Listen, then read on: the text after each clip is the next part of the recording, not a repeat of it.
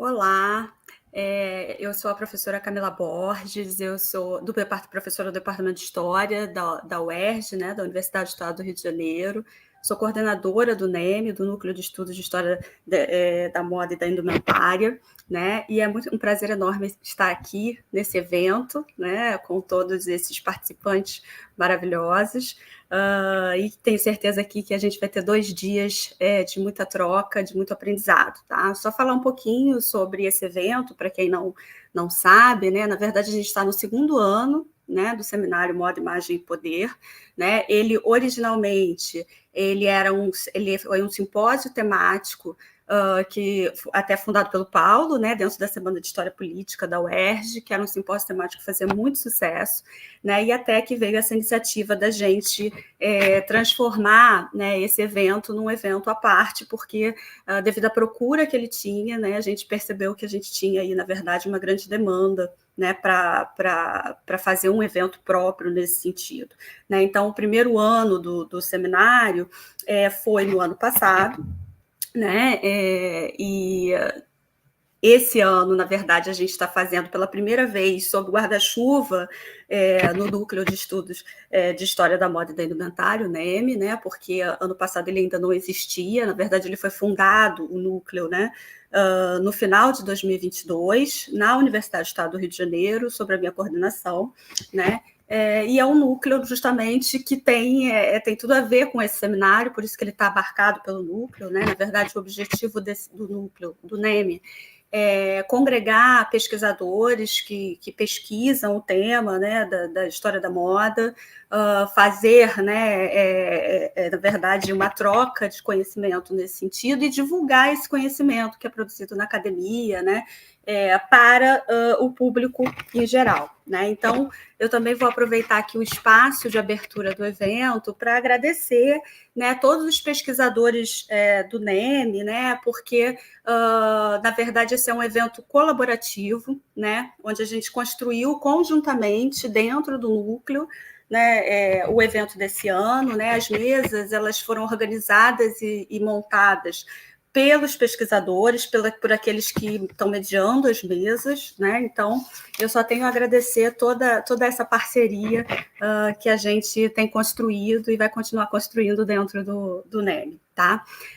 Também vou aproveitar aqui o espaço para agradecer aos apoios institucionais que a gente recebeu, né, porque isso é extremamente importante, e agradecer em especial também ao Redes, que é o Laboratório Redes de Poder e Relações Culturais, né, sediado também na Universidade do Estado do Rio de Janeiro. É um laboratório ao qual eu pertenço também e que é coordenado pela professora Lúcia Bastos, né, lá do Departamento de História também da UERJ. E agradecer também, em especial, à Sociedade Brasileira de Estudos dos 800, a CEL, porque ambos estão nos dando efetivamente o apoio logístico para a realização desse evento, um apoio extremamente importante para a gente poder realizar esse evento. Claro que eu não poderia deixar de agradecer o apoio técnico da Paula Botafogo, né, pelo trabalho impecável, cuidadoso, né, que ela tem para cuidar do evento como um todo.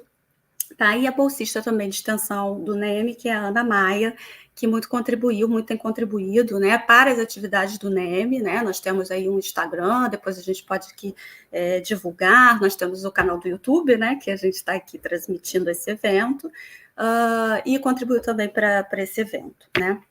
Bom, eu gostaria agora de apresentar, com todos esses agradecimentos, né, vou apresentar aqui o meu parceiro de longa data, o Paulo Debon, né, que eu não poderia deixar de agradecê-lo também, porque, como eu falei já, ele é um parceiro de longa data, então a gente vem estabelecendo esse diálogo, essa parceria há muito tempo, né, eu não posso deixar de agradecê-lo, porque ele tem uma contribuição muito importante aqui no NEM também, obviamente no evento, né, que ele está organizando aqui comigo, enfim, então uma pessoa muito especial, e que eu fico muito feliz, inclusive, eu acho que nada mais justo que ele esteja fazendo essa conferência de abertura pelo papel que ele desempenha nessas atividades todas que a gente tem desenvolvido, tá bom? Então, sem mais delongas, vou aqui apresentar, né, o Paulo Debon. Para quem não conhece, acho que muita gente já conhece o Paulo Debon, mas eu vou apresentar mesmo assim, né? Ele é doutor em História Política pela Universidade do Estado do Rio de Janeiro, mestre em Ciências Sociais e graduado em História pela mesma instituição, né, pela UERJ. O Paulo atua como professor na Escola de Artes e na Escola de Formação de Professores do Centro Universitário Celso Lisboa, no Rio de Janeiro.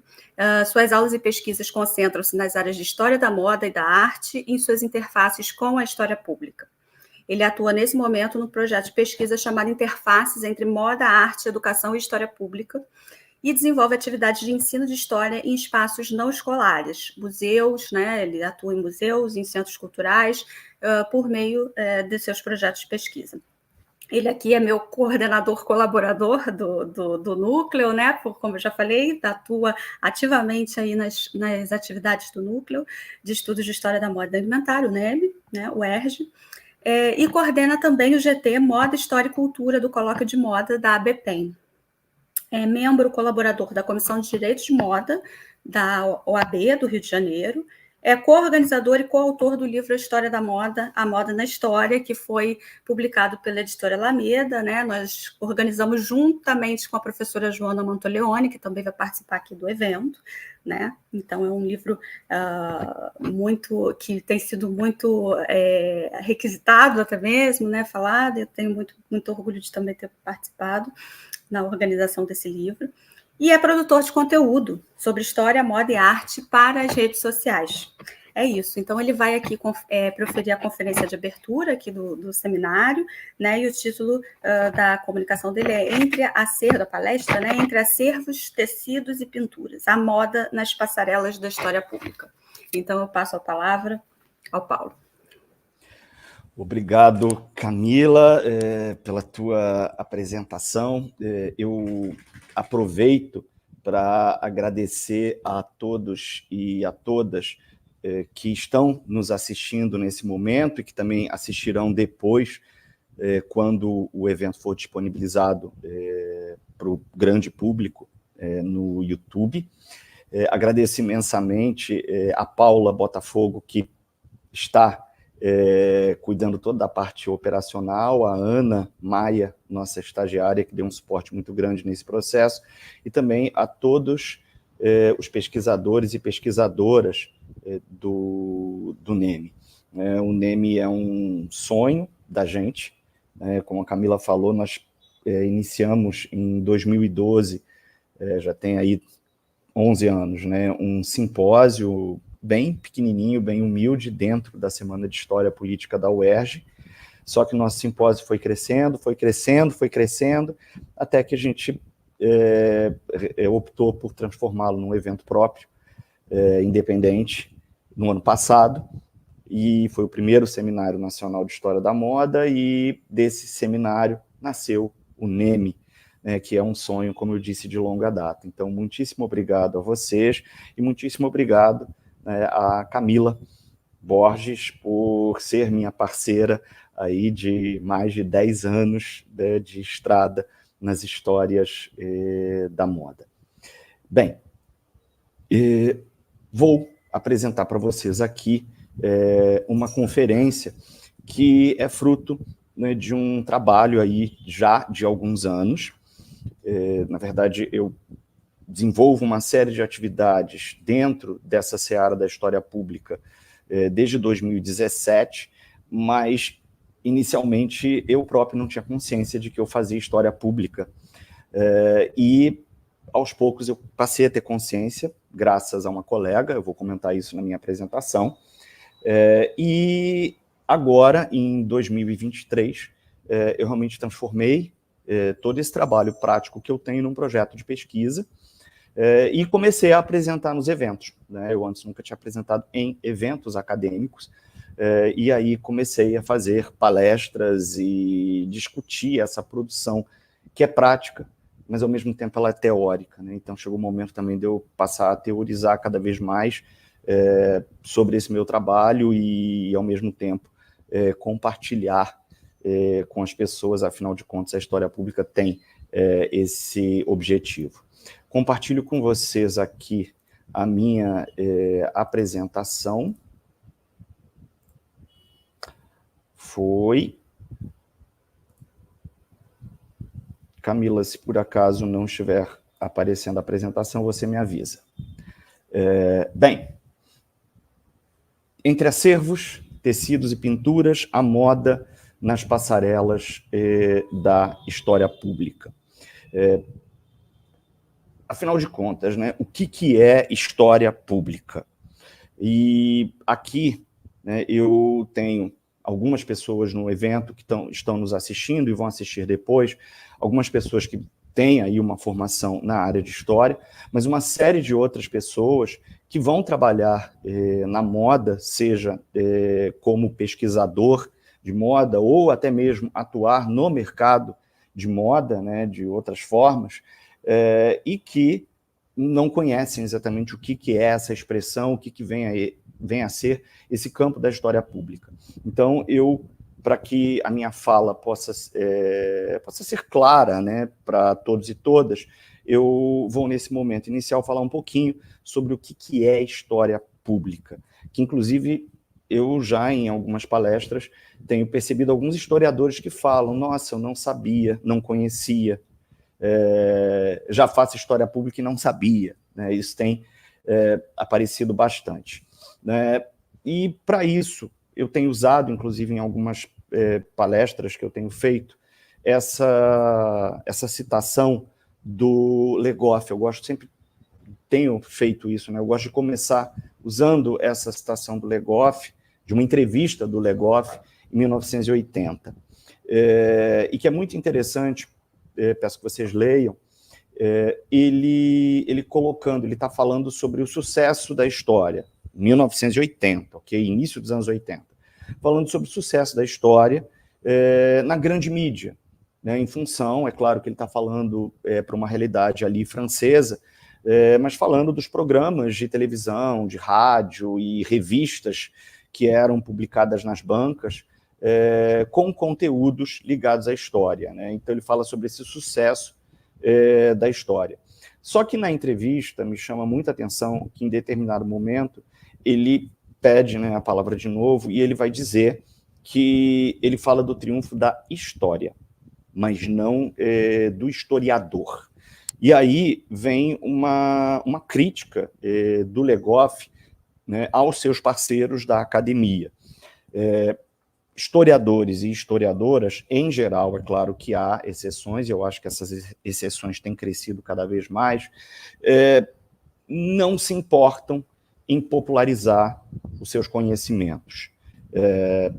Na verdade, eu diria que aí não é nem só uma questão dos historiadores e historiadoras, é uma questão de pesquisadores e pesquisadoras, sejam da história, das artes, das ciências sociais, da filosofia, etc. Em geral, a academia não se preocupa muito em produzir para fora de si, né? Em geral, por mais que existam os projetos de extensão, a academia produz muito para dentro dela mesma, né? Para meia dúzia de 10 leiam determinados textos e, muitas vezes, até esses textos têm uma linguagem muito, muito sofisticada que impede o acesso de outras pessoas. É claro que, quando a gente está escrevendo especificamente para os pares, a gente tem que ter um rigor teórico, de vocabulário, etc. É essencial que isso aconteça. Mas por que não produzir para fora da academia? E aí é muito interessante que, nas últimas décadas, a gente tem aí um boom, e se a gente pensar de 15 anos para cá, a gente tem um boom muito grande de conteúdos de história, tanto em livros para um público maior, como nos blogs, nas redes sociais, documentários, podcasts, etc. E aí é bem curioso que a maior parte desses conteúdos não são produzidos por historiadores, ou então até por pesquisadores, porque muitas vezes nós temos pessoas que não são historiadores, mas que são pesquisadores de arte, que são pesquisadores de design, que são pesquisadores da literatura, enfim, e que eventualmente vão estar falando de história sim, e por que não? Né? Eu jamais diria que só o historiador pode falar de história, não defendo essa posição. Inclusive, a área da moda é repleta de pessoas que vêm de áreas distintas. Eu acho que o campo da moda só ganha, né, com essa possibilidade de um diálogo interdisciplinar. Mas a gente percebe que a maior parte das pessoas que estão aí falando no YouTube, que estão falando em rede social, não tem uma formação, seja na história, ou na arte, ou nas ciências sociais, no que for, e falam de história. Né? E a grande questão é, os pesquisadores acadêmicos, em geral, não querem ocupar esse espaço. Os pesquisadores da academia olham, inclusive, com, sabe, um olhar meio torto para os pesquisadores que estão nas mídias sociais, que estão nas redes, que produzem para o público. Então, a gente percebe que, sim, nas últimas 2 décadas, no século XXI, a pesquisa acadêmica no Brasil ela se fortaleceu. Eu acho que é indiscutível que a gente tem aí, no século XXI, um fortalecimento das pesquisas acadêmicas, o número de programas de pós-graduação cresceu, o número de eventos, inclusive de produção de pesquisa mesmo, acadêmica de moda. Nós temos aí o colóquio de moda da ABPEM, que é um evento internacional de grande importância para as pesquisas de moda, entre outros eventos e laboratórios que surgiram justamente no século XXI. Mas, em geral, e aí eu posso falar da academia como um todo, nas suas mais diversas áreas, chegar num público amplo é algo que ainda falta, mas está mudando. Eu sinto muito orgulho de olhar, digamos, para os últimos 10 anos e perceber como isso tem mudado. É lento ainda, mas isso tem mudado. Falando assim muito do meu lugar como, né, historiador, eu percebo que a maioria das pessoas tem contato com história e com profissionais de história somente no ensino básico. A maioria das pessoas não tem contato com profissionais da história depois que termina o seu ensino básico, porque a maioria das pessoas, obviamente, não vai fazer uma graduação em história, vai para outros campos. Em alguns, ainda tem contato com disciplinas de história, com profissionais da história. Se escolher fazer artes ou fazer literatura ou algo do gênero, ciências sociais, a pessoa tem contato com a história. E se ela vai para outros campos, outras áreas, geralmente acabou. Nunca mais vê um profissional de história.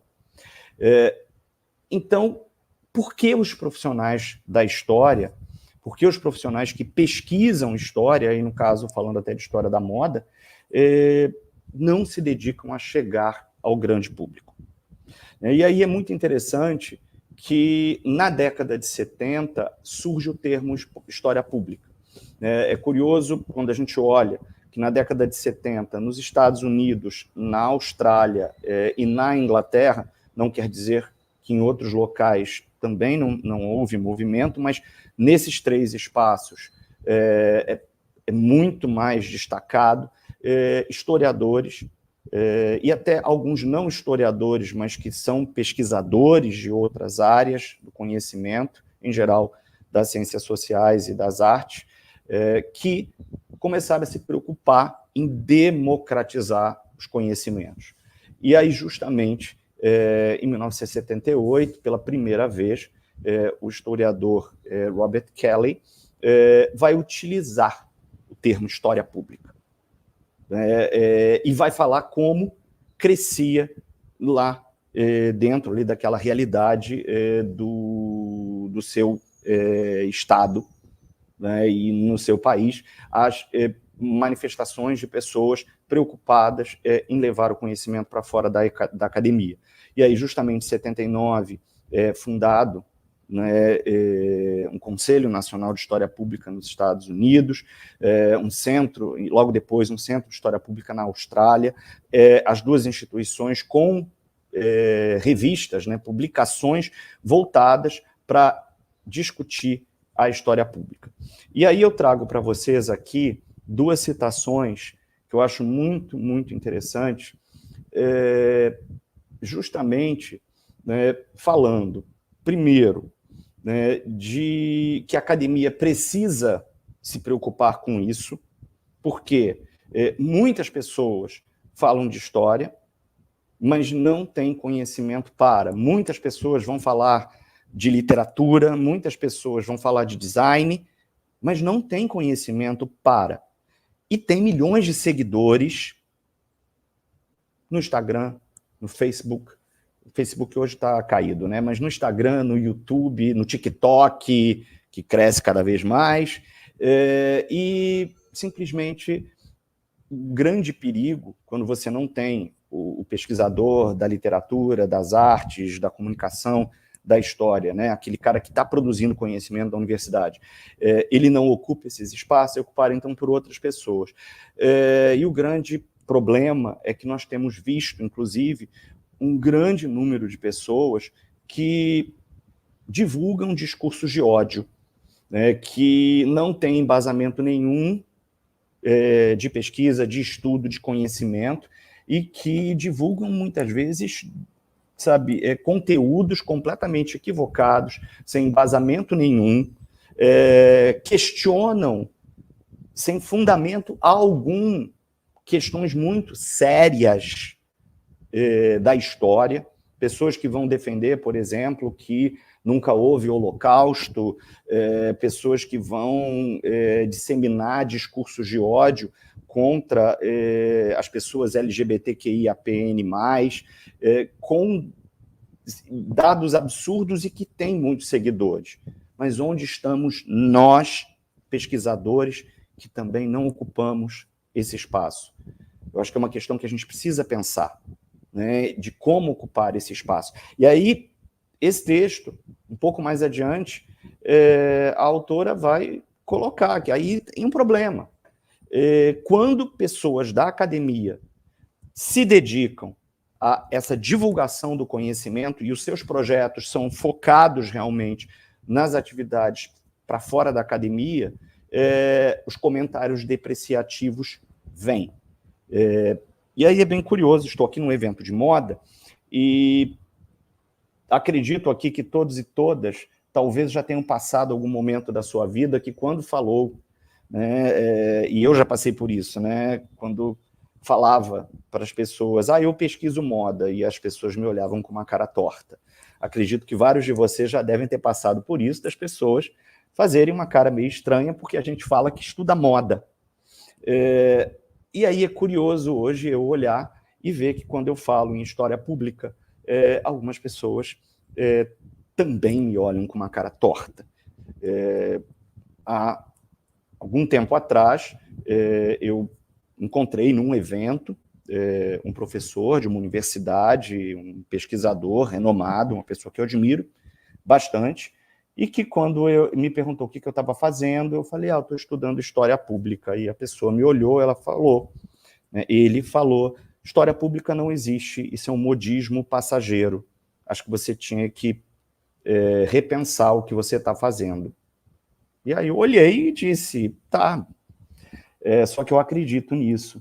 Né? Então, assim, como até comentei num evento há 2 meses atrás, já me olhavam mal porque eu dizia que trabalhava com história da moda. E agora alguns até olham com, né, um certo desdém, porque eu trabalho com história pública. Então tá tudo certo, eu estou sempre na contramão mesmo, e bola para frente, vamos continuar na contramão, porque muitas vezes são as pessoas que estão na contramão que fazem o movimento de mudança. Super interessante, importantíssimo citar esse livro aqui, Introdução à História Pública. Se você que está me assistindo e não tem contato com o que vem a ser história pública, te aconselho a começar por essa obra. É um livro fantástico. E ele ele é o primeiro livro publicado no Brasil sobre história pública. Gente, em 2011. 2011, tem 13 anos somente que esse livro saiu. É claro que antes de 2011, nós temos alguns professores e professoras que publicaram artigos em algumas revistas, mas de uma maneira muito, muito tímida, alguns apresentando em congressos da ANPU, por exemplo. Eu estou fazendo um levantamento também, tentando rastrear artigos sobre história pública antes de 2011, e tenho encontrado algumas coisas, mas, ao mesmo tempo, encontrado muita gente que já fazia história pública e não sabia que fazia história pública. E aí é curioso, em 2011, nós temos um primeiro curso de história pública no Brasil. É um curso de extensão ministrado na USP. E foi um curso que, inclusive, eles não esperavam um número grande de pessoas. Era um curso presencial, enfim, e que eles tinham uma sala pequena para realizar o curso e que, de repente, as inscrições esgotaram. Pelo que eu li, eles tiveram que procurar uma sala maior, aumentar o número de vagas e, mesmo assim, as inscrições esgotaram novamente.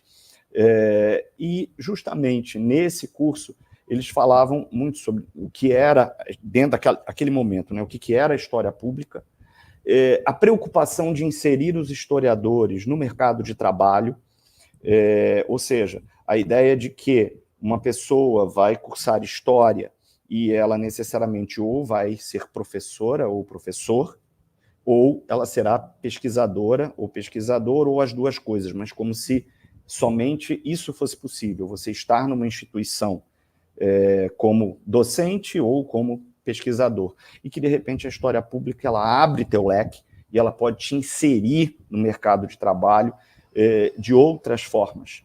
E isso tem acontecido, acho que cada vez mais.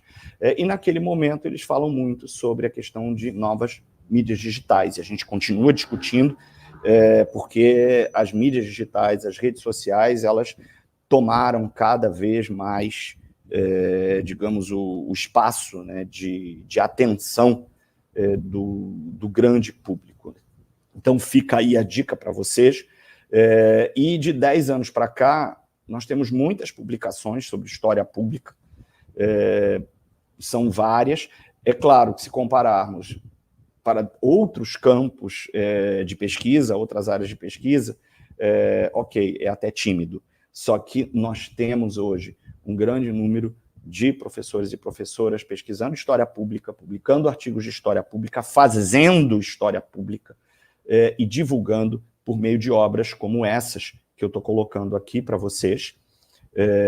Escolhi apenas algumas, porque existem outras, e que fazem essa interface da história pública com as várias possibilidades, mas sempre tendo o foco nessa questão da divulgação do conhecimento produzido nas universidades.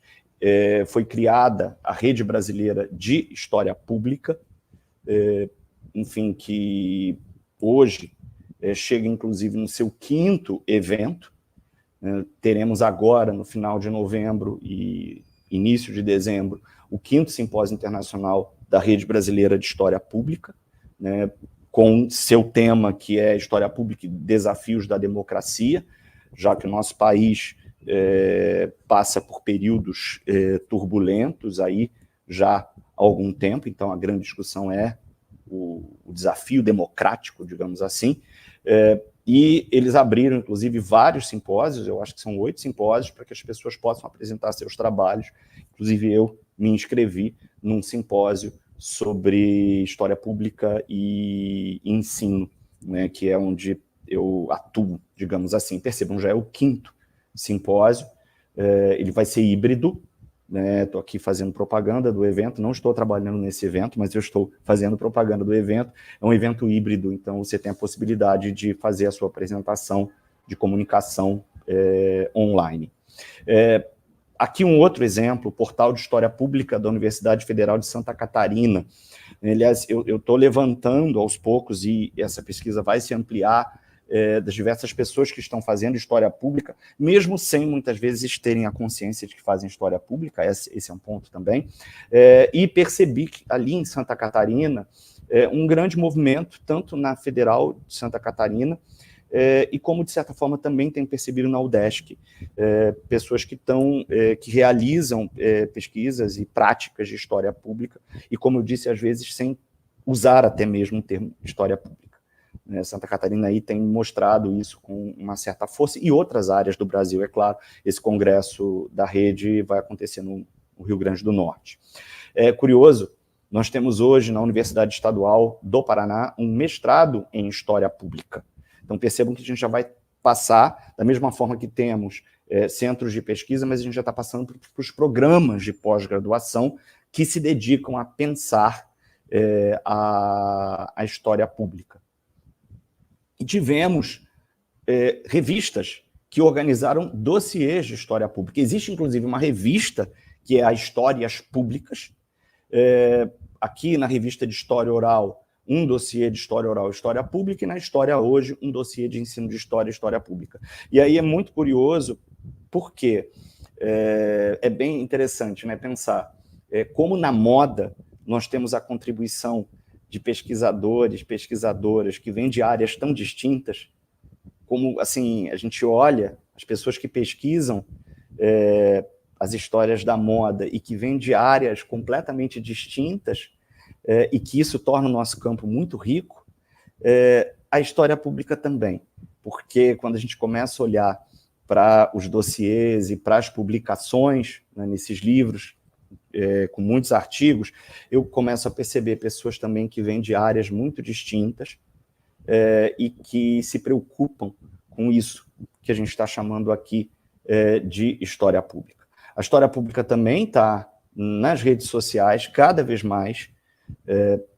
com uma série, estou trazendo aqui exemplos de perfis do Instagram, mas a gente pode pensar também nos canais do YouTube, nos podcasts, onde pessoas da pesquisa estão preocupadas realmente em divulgar para o grande público, porque é muito interessante como as pessoas gostam de história. Tá? Isso aí é um mito de que as pessoas não gostam de história.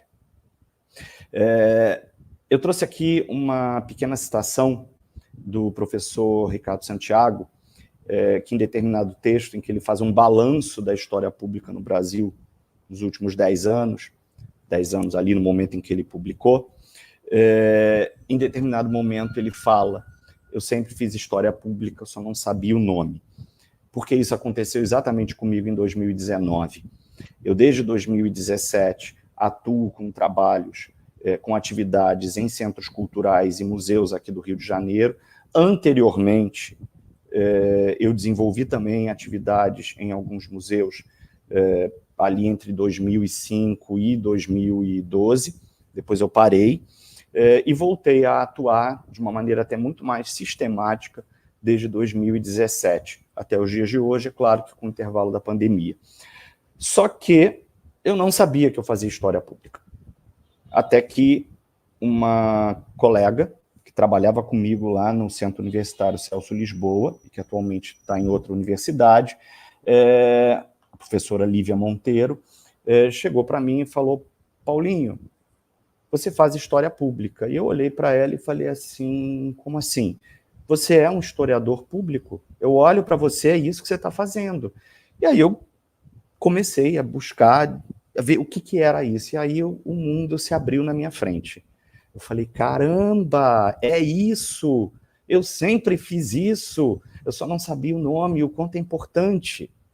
Né? Então, o que esse professor, né, Santiago, fala no texto dele, assim, foi identificação completa, e eu tenho escutado isso também em algumas palestras, em algumas comunicações que eu tenho feito.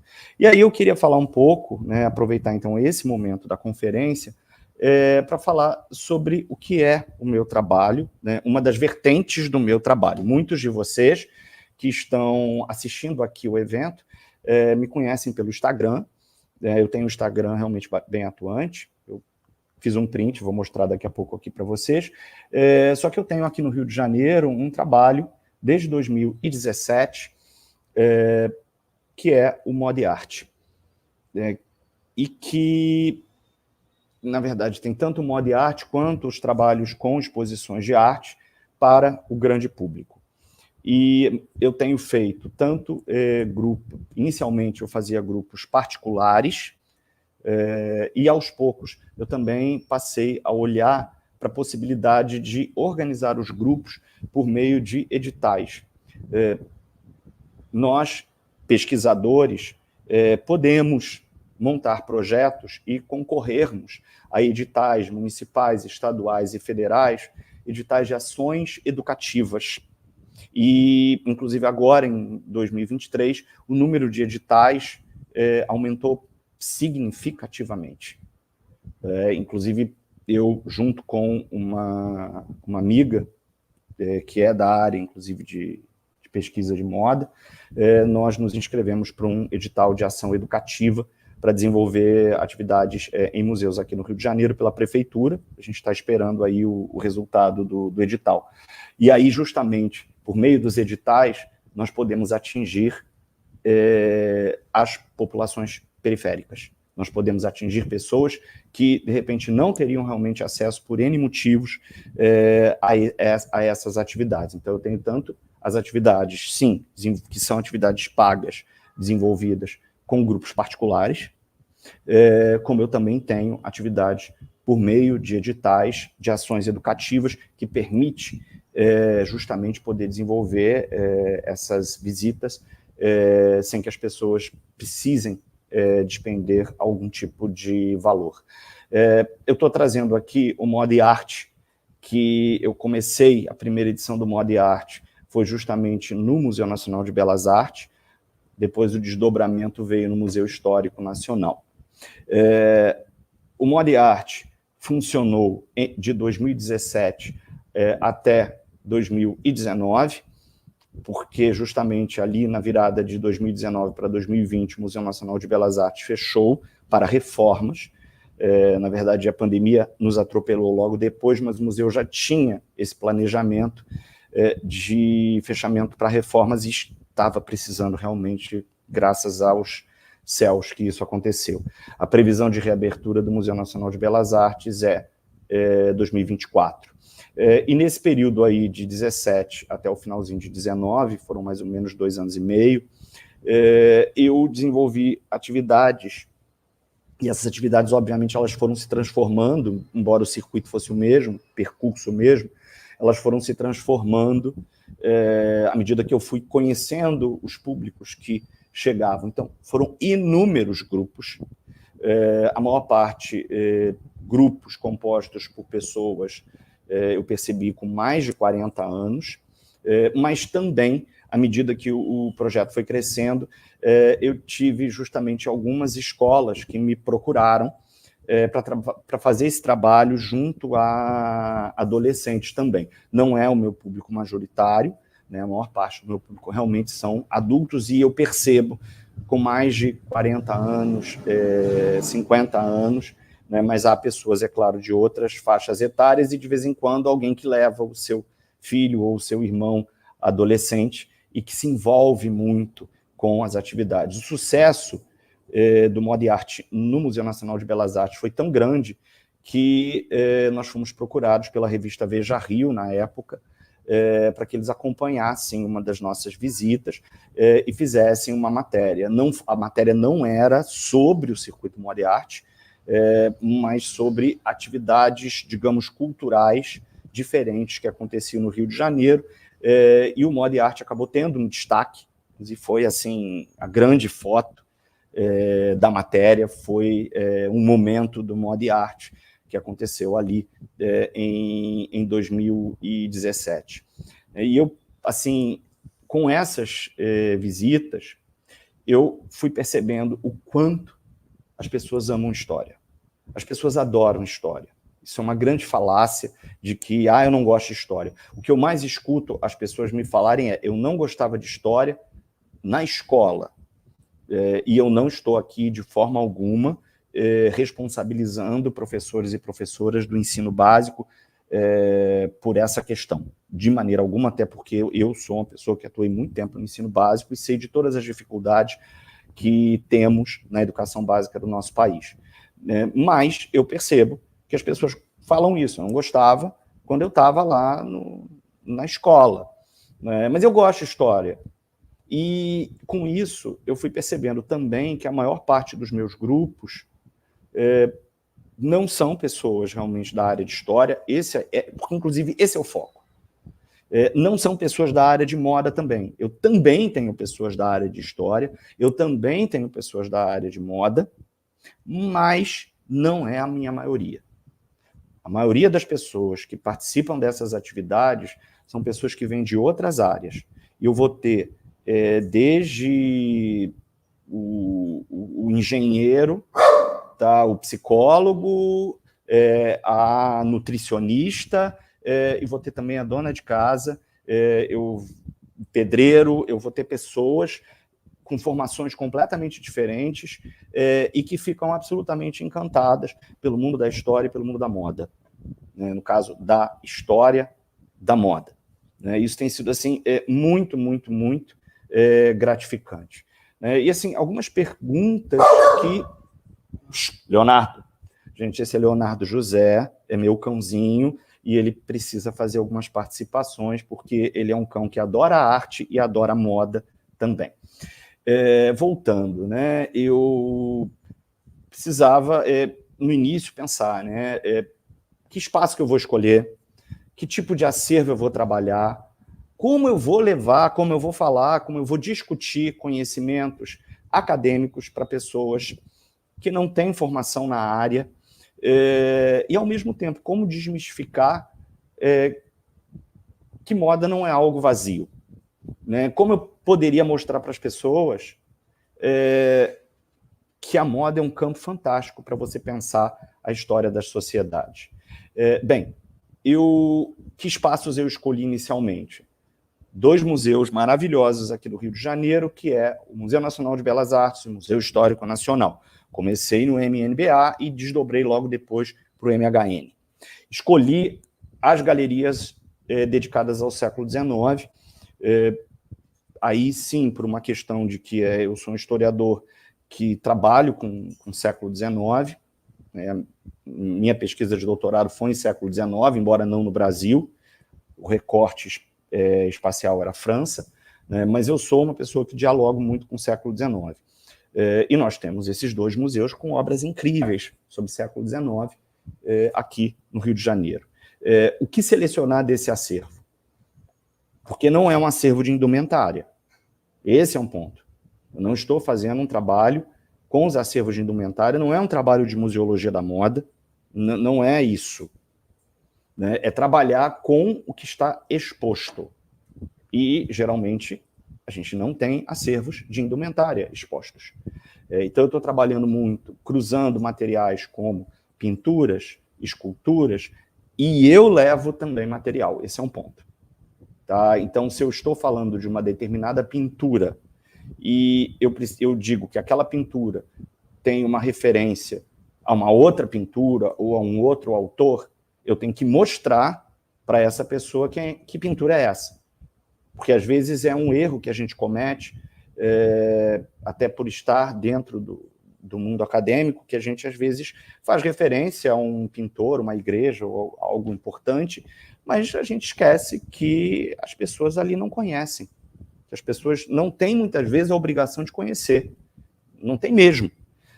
Então, eu estou falando de determinada obra e eu levo impressa uma outra obra, e aí eu passo para as pessoas verem, e aí a gente vai conversando e vai trocando as informações, e as pessoas vão falando sobre as suas percepções e levantando questões para que a gente possa construir conhecimento.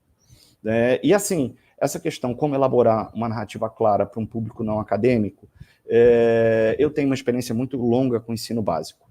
Eu trabalho com graduação já há muito tempo, só que eu tenho uma experiência de mais de 2 décadas no ensino básico e principalmente dando aula para 6º ano, a antiga 5ª série. Eu costumo falar que quem deu aula para a 5ª série ou 6º ano está preparado para qualquer coisa. Eu acho genial, mas é algo que é uma grande escola.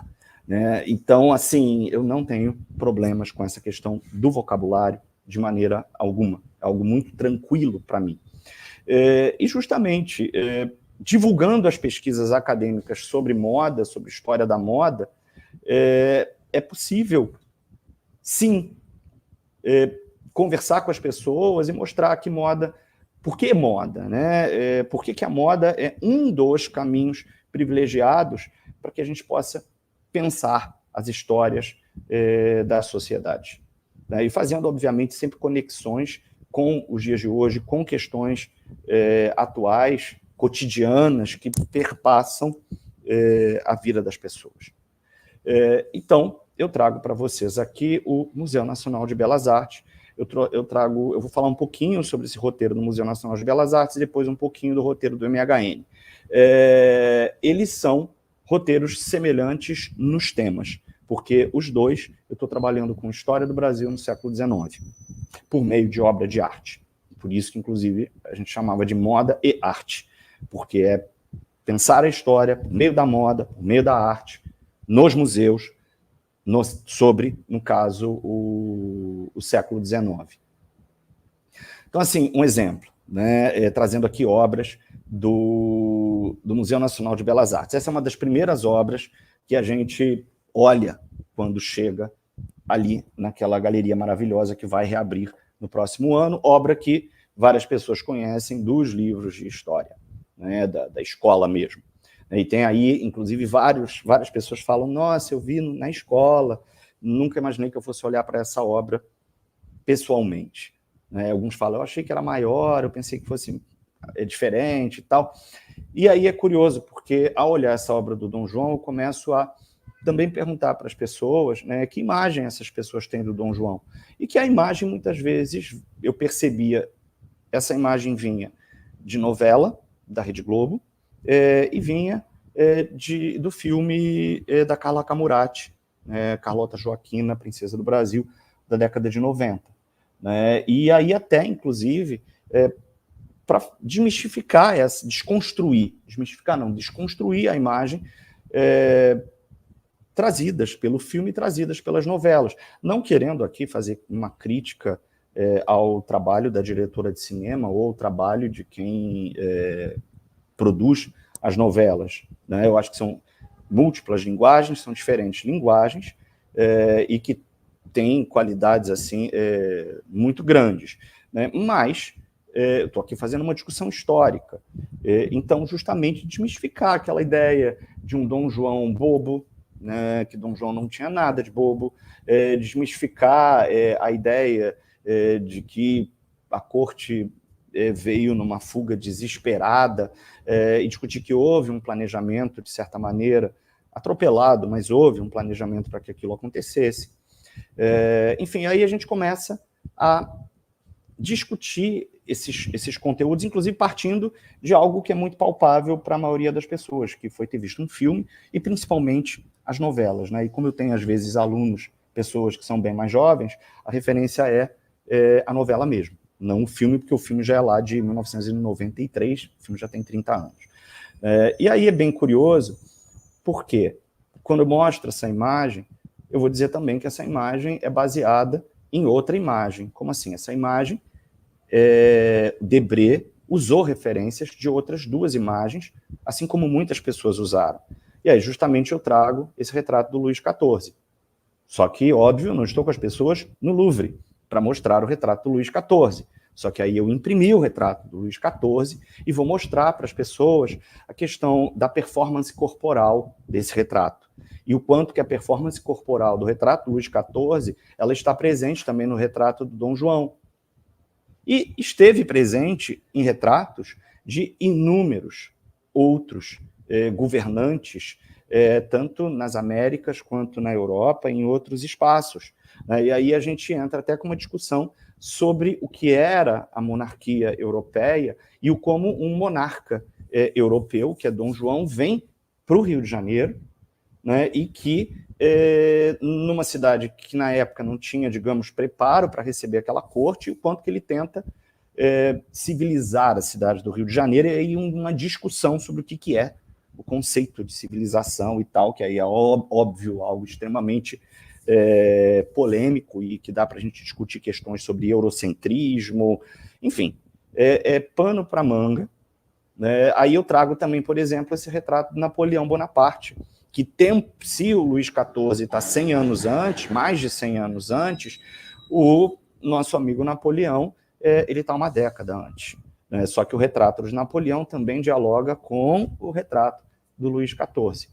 Né? E aí o retrato do Dom João. E aí até fazer também toda essa discussão da invasão napoleônica na Península Ibérica, e o quanto que o estilo francês, principalmente após a queda de Napoleão, vai se inserir novamente no Brasil, e a missão francesa, enfim, o próprio Debré, que está vindo com a missão francesa, assim como Grandjean de Montigny, entre outros.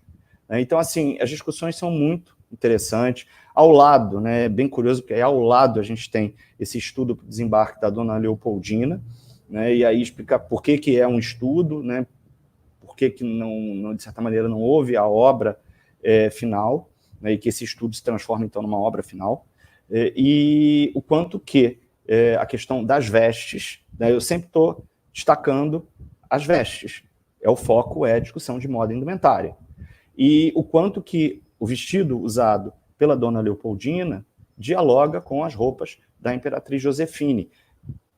E aí, justamente, eu trago alguns retratos também impressos, né? Eu imprimo e plastifico, porque aí isso protege para que eu possa usar outras vezes as lâminas para que as pessoas possam ver e trocar ideias. Né? Eu trago algumas imagens da Josefine e comparo, dizendo que não é igual, mas é absolutamente inspirado. E aí a gente entra também com toda uma discussão sobre os trajes, digamos, do chamado período neoclássico, ali no final do século XVIII, início do século XIX, inclusive destacando até que não é a Imperatriz, não foi a Imperatriz Josefine que criou esse tipo de roupa, né, esse tipo de traje, as origens, inclusive, não está nem na França, está na Inglaterra, a gente tem ali pinturas do Gainsborough, lá na década de 1780, que já mostram as origens desse tipo de roupa. E aí, geralmente, quando eu estou mostrando isso, alguém fala rapidamente do filme Orgulho e Preconceito, que é baseado numa obra da Jane Austen, e a gente tem uma versão no cinema com a Keira Knightley em 2006, e aí as pessoas fazem as conexões e exatamente, é isso. As pessoas sempre fazem essa conexão com o filme Orgulho e Preconceito, e mostrando o quanto, então, que esta roupa ela dialoga com esse universo. Ao lado, a gente tem essa pintura da coroação de Dom Pedro I. E aí o meu foco é justamente o traje do Dom Pedro I. E a questão de como em várias imagens, não somente nesta imagem, mas como em várias imagens, Dom Pedro I é representado de uma forma militarizada. As botas se destacam. Em geral, monarcas não são representados com roupas militares ou botas para cavalgar, exceto quando você tem, sim, monarcas representados em momentos específicos com trajes militarizados. A gente tem, por exemplo, uma representação do Luís XIV com uma armadura. Tá?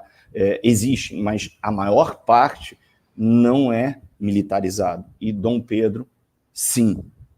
Você tem com muita frequência essa militarização da sua aparência, porque é divulgado para a população. E aí a gente entra com toda uma discussão sobre a construção da imagem pública de um governante. E o quanto que, em qualquer época, você constrói um discurso de um governante por meio das suas aparências. Que imagem de governo quer ser passado? Por que Dom Pedro se vestia dessa maneira e por que, principalmente, ele era representado dessa maneira? Né? E o quanto que essas obras elas eram reproduzidas em panfletos, em jornais, em veículos que chegavam na população. A população não tinha acesso a essa obra do Debré, por exemplo, mas ela direto à obra em si, mas ela tinha acesso às reproduções. E aí pensar como as informações elas circulavam naquele momento, e aí a gente, óbvio, vai fazer uma comparação sobre como as informações circulam hoje, e como hoje são construídas as imagens dos governantes. Então percebam que é um trabalho que é desenvolvido muito junto com as pessoas, principalmente.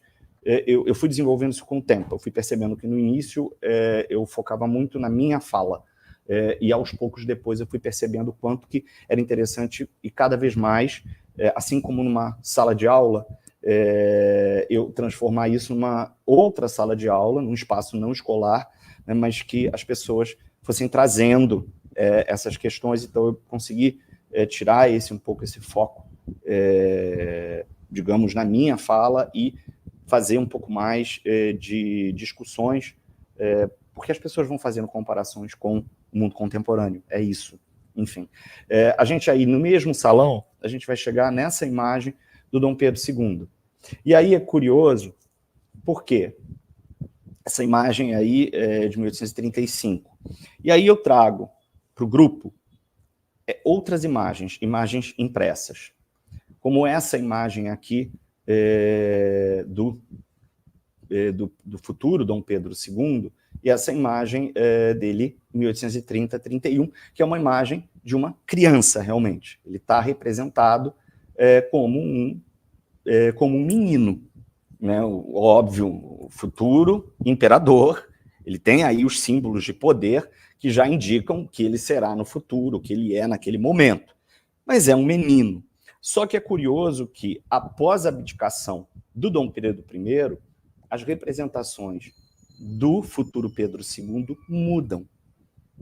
Assim, muito rapidamente, a gente começa a ver imagens. Gente, essa imagem é de 1832. Cadê o menino? Olha aqui. Aqui você tem o menino. E aqui, essa imagem de 1832 é um homem mais do que adulto e cheio de olheira, envelhecido. Tá? Essa imagem eu levo impressa, tá? Porque essa imagem está em São Paulo, ela não está ali no Museu Nacional de Belas Artes, né? E, por exemplo, essa imagem também aqui do Museu de Arte da Bahia, de 1835. É um espaço muito curto de tempo do menino para o homem adulto. E aí fazia toda uma discussão de qual a imagem que se queria produzir diante da população do que era aquele futuro monarca ali, em meio a um período de regência. E aí as pessoas ficam assim muito encantadas e falam assim, aí vem um comentário, vários grupos, do tipo, nossa, isso é quase um Photoshop. E aí a gente sempre fala, né? Vocês acham que o Photoshop foi inventado só recentemente? Havia outros tipos de Photoshop feitos por outros motivos, né? E aí eu volto com toda essa discussão, o quanto que a imagem pública de um governante se constrói por meio das aparências. O projeto político de um governante se constrói por meio das aparências. Isso em qualquer época. E aí é bem curioso, né, passar por essas imagens. E eu começo com essa, porque essa está lá no Museu de Belas Artes. E que ele não é... Ele aí, em 1835, ele inclusive não está representado com esses traços tão envelhecidos quanto nas outras, mas ele já está super pomposo, né, como o futuro monarca, né, completamente diferente disso, mas também diferente disso ou disso, né, mas as imagens são produzidas de acordo com os interesses de poder de determinada época. E aí a gente vai circulando, eu não estou mostrando todas as imagens, não tem sentido eu fazer isso aqui, mas eu trabalho com outras imagens também, a gente passa, por exemplo, na primeira missa do Brasil, que é uma pintura icônica e que todo mundo conhece, ou quase todo mundo conhece, dos livros escolares, a gente vai discutindo, enfim. E eu justamente fecho o nosso circuito no NBA com essa do Belmiro de Almeida e com essa outra aqui, do Amoedo, o Más Notícias. Elas estão no mesmo corredor, essa no início, essa no final, porque é muito interessante. Enquanto, enfim, é um debate longo, né, que eu só vou citar alguns pontos, enquanto uma imagem é de 87 e a outra imagem de 95, ou seja, elas são quase da mesma época, uma diferença de 7 anos de uma para outra. Mas o quanto essa imagem aqui, que é uma separação, né, esse casal aí está separando esse homem, digamos, acabou de dizer para ela que o relacionamento acabou, e essa mulher se joga no chão, ela se despedaça, ela está confusa, tem inclusive uma flor estraçalhada no chão junto ao corpo dela, e a contraposição que é esse homem totalmente seguro, arrogante, que olha com mais carinho para o que ele está fumando do que para a mulher que ele está deixando. E o quanto que isso traz também, até se você olhar o fundo de onde o homem está, é um fundo organizado, tem listras na parede, está tudo encaixadinho no seu lugar. Agora, quando você olha para o lado que ela se encontra, é uma confusão. E aí, o quanto que vem toda uma discussão de um estereótipo de gênero, do homem como racional e a mulher como a emotiva. O homem que pensa e a mulher que se desespera. Isso, óbvio, são estereótipos. Mas o quanto que isso representa a ideia que se tem, que se constrói de feminino e de masculino naquele momento e até nos dias de hoje. Né? E que, óbvio, a gente está discutindo, desconstruindo esses estereótipos, mas eles estão aí presentes para muitas pessoas ainda. Tá? E aí é curioso que nessa hora as pessoas contam até algumas historinhas da sua vida, enfim, que envolvem separações, etc. E aí é curioso porque logo depois, no final desse corredor, e a última obra que a gente trabalha, é o oposto daquela outra. O nome da obra é Más Notícias, então geralmente eu me coloco na frente da legenda para as pessoas não verem o nome da obra. E muita gente, a maioria, não conhece a obra. E aí eu falo, peço, o que você está vendo aí? E aí as pessoas começam a descrever, né? E geralmente eu sempre pergunto das roupas. E aí as pessoas falam, ela está emburrada, mas ela está séria, ela está segurando uma carta, amassando na mão, a outra mão está na bochecha, apertando levemente. Ela está nervosa, mas ela está controlada. E aí eu vou colocando, aí eu mostro o nome do quadro, Más Notícias. Então ela recebeu uma notícia ruim. Só que na outra pintura, no Arrufos, a gente sabe que houve uma separação e aí a mulher se desespera. Aqui, ela não se desespera. Aqui, você nem sabe do que se trata. Ela recebeu uma má notícia. Essa má notícia pode ter sido uma questão de família, uma questão de separação, uma questão de negócios. A gente não sabe o que foi. Só que ela não se desespera. Ela amassa a carta, ela está irritada, ela aperta, se sente pela mão que está na bochecha, ela está um pouco preocupada, ou melhor, ela está muito preocupada, mas ela te encara. Enquanto a outra se joga, se despedaça, ela encara você. E aí, uma curiosidade, um detalhe interessante, é que aqui do lado a gente tem um biombo. Né? Ela está numa cadeira e você tem um biombo. E justamente o biombo tem um galo. E o galo, o autor corta o galo exatamente no momento em que apareceria a cabeça e o peito do galo. O peito do galo é estufado, mas ele não aparece. E aí a gente vai perceber um detalhe, que é a cauda do galo, as penas, elas entram pelo vestido dela. Então, é como se você não tem é óbvio que isso é uma interpretação, ok? Você não tem o peito do galo estufado, porque você tem o peito dela que se encontra estufado. Ela é que aí está realmente tomando conta da situação. E aí a comparação com aquela outra do Arrufos que se despedaça. E aí as pessoas vão colocar, nossa, mas não havia mulheres assim naquela época que tomavam conta da sua vida. E aí eu dizia, não? Como assim não havia? Havia. Nós temos a Eufrásia Teixeira, e aí a gente conversa um pouquinho sobre a Eufrásia, nós temos ali, logo depois, Chiquinha Gonzaga, pouco depois a gente tem a Nair de Tefé, e quantas outras mulheres anônimas não tomaram frente e decisões decisões racionais diante de uma série de questões. Por que o estereótipo da mulher que se desespera por qualquer coisa e se joga no chão tem que prevalecer? E o quanto que isso é uma construção. Então, enfim, é um percurso que dura aí mais ou menos 1h30, 1h40, depende muito do grupo. Tem grupo que leva mais, tem grupo que leva menos, porque vai muito do que as pessoas vão me trazendo. Então, como eu disse, de 2017 até 2019, final de 19, foram inúmeros grupos grandes, grupos pequenos, grupos de pessoas maduras, grupos de adolescentes, aí minoria, né, e grupos que muitas vezes as pessoas levavam também seus filhos, filhas, irmãos, etc. E foi muito produtivo. No Museu Histórico Nacional, eu também trabalho com o século XIX, né, a gente tem lá uma grande exposição que é o Panorama da História do Brasil, e aí eu escolho dentro dessa exposição, que é dividida em 3 partes, eu seleciono também do período joanino até o Segundo Reinado. Então, as 2 visitas, elas se entrelaçam de certa maneira, elas têm aí um diálogo.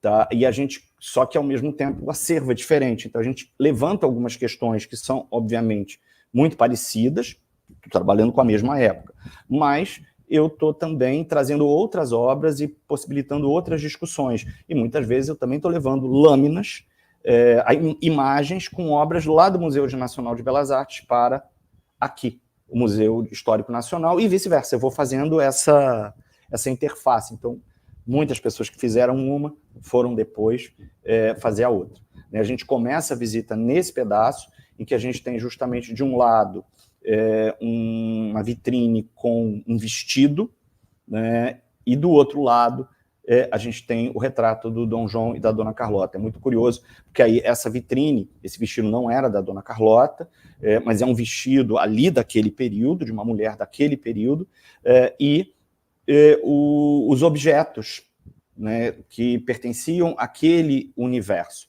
Né, e é um dos raros momentos que a gente tem contato diretamente com uma peça de roupa.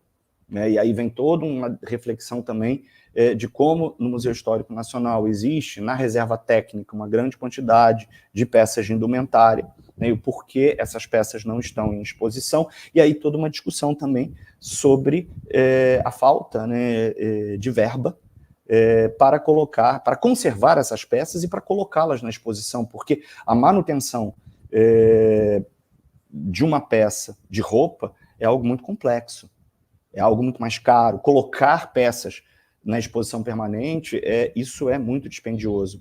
Né? Então, se infelizmente, em alguns momentos, as instituições museais no Brasil não têm nem condições de ter um ar-condicionado nas salas, imagina você ter todo o equipamento para poder colocar as roupas em exposição. Então, a gente também entra por essa discussão da desvalorização cultural, que é algo crônico no nosso país aí, ao longo de décadas. E aí a gente entra também com toda uma discussão muito semelhante à que foi feita no MNBA. Como disse, há pessoas que vão nas duas, há pessoas que vão numa só, não há uma ordem. Tá? E aí falamos também, eu levo imagens da Imperatriz Josefina e tal, para falar dos vestidos. E logo depois a gente chega aqui, numa sala ao lado, onde a gente tem os retratos do Dom Pedro. Aí eu volto com a discussão da militarização dos looks do Dom Pedro e o porquê de construir um look de força, né, que é o oposto que vai ser feito depois com o Dom Pedro II. Aqui, inclusive, a discussão sobre essa imagem do Dom Pedro II ela é maior do que no MNBA. E ao lado dessas obras, a gente vai ter essa daqui, onde a gente tem a Dona Leopoldina. E aí é curioso, porque eu peço que as pessoas olhem a obra e elas começam a falar, mas essa obra, o estilo de pintar é muito diferente das outras que a gente está vendo aqui. Aí eu falo, gente, olha a data em que essa obra foi feita. Aí o pessoal percebe, 1922, eu falei, exatamente. Você tem aí 100 anos da independência do Brasil, esse é um quadro produzido já no século XX por uma pintora incrível, que é a Georgina de Albuquerque, que merece ser destacada e ser cada vez mais estudada. E então ela tem aí sim uma influência do impressionismo, do pós-impressionismo, enfim. Por isso que esteticamente é uma obra diferente. Agora, aí a gente faz uma comparação entre aquele vestido que nós vimos lá na vitrine e o tipo de vestido que ela está usando aqui. E aí a gente entra com uma reflexão sobre como as roupas aí dos anos 20, ok, a obra foi feita nos anos 1920, mas com uma representação de algo que aconteceu nos anos de 1820. E aí entra com algumas reflexões sobre como os trajes, na década de 1820, 1830, mudaram em relação àqueles trajes ali do final do século XVIII, início do século XIX. E a gente já percebe aqui nessa obra que o traje ele é mais largo, ele não é tão justo ao corpo, e as pessoas viram as imagens da Josefine que eu mostrei também. E aí a gente vai até falar que você está num mundo pós Napoleão Bonaparte. Então que existe uma série de transformações políticas em função da chamada restauração ali na Europa, e que isso vai respingar em vários locais, e que a gente tem aqui uma corte, embora digamos que está se tornando independente, mas que é uma corte europeia, que se coloca aqui no Rio de Janeiro. Então, esse quadro é um quadro que gera discussões interessantes. Aí a gente passa depois a outras obras que a gente vai vendo aí pelo caminho, mas acho que a grande discussão depois é o Dom Pedro II, né, e comparar o Dom Pedro II com o Dom Pedro I. Aqui eu não trago nem a questão do rosto envelhecido, do menino e tal, não é essa que é a minha preocupação. Aqui é pensar o quanto que o Dom Pedro II não constrói a sua imagem pública por meio de imagens militarizadas. Até temos imagens que remetem à força, mas se comparadas com o Dom Pedro I, é completamente diferente. O quanto que o Dom Pedro, principalmente nessa imagem que ele está mais maduro, como ele é o homem culto, como ele é o homem preocupado com a nação, como ele é o homem preocupado com o desenvolvimento, né? A ideia de que aqui, inclusive, ele está representado como se fosse um homem de negócios, né? Cai a pompa imperial nessa imagem para representar um imperador que é um homem de negócios da sua época e preocupado com a questão cultural. Ele está segurando um livro, há livros no fundo. Então, e aí entra toda a discussão sobre como é a construção da imagem pública do Dom Pedro II e o porquê da construção dessa imagem e como essa imagem é construída por meio das imagens que o representavam, portanto, por meio das roupas. Então, isso gera pano para manga também. Aí, justamente, uma das últimas imagens, não é a última, na verdade é a penúltima, mas a última imagem que a gente contempla esse quadro gigantesco, que a definição aqui está ruim, porque realmente as imagens que a gente encontra dele na internet, as definições não são boas, infelizmente. Esse quadro é espetacular, e que geralmente a gente olha e fala o quadro do baile da Ilha Fiscal, mas na verdade o nome do quadro é a Ilusão do Terceiro Reinado, que representa o último baile na Ilha Fiscal, mas o nome do quadro é Ilusão do Terceiro Reinado, né, porque justamente na parte de cima a gente tem uma coroação que nunca aconteceu da princesa Isabel, e por isso Ilusão do Terceiro Reinado, e aqui a República chegando com a bandeira e com uma representação da liberdade em primeiro plano, né, uma referência a Marianne da história francesa. Só que o grande barato aqui para mim é mostrar também o Dom Pedro II, como o Dom Pedro II aparece nesse contexto, porque a gente está trabalhando a imagem pública dele por meio das aparências, né? E justamente o Dom Pedro II, ele está aqui, e ele é representado envelhecido. Ele não está no centro, ele está no canto da pintura. E aí também tem que se pensar o momento histórico em que essa obra é produzida, em 1905. A proclamação da República já aconteceu há algum tempo. Então, como se quer retratar e o porquê se retratar Dom Pedro dessa maneira e a sua entourage dessa maneira?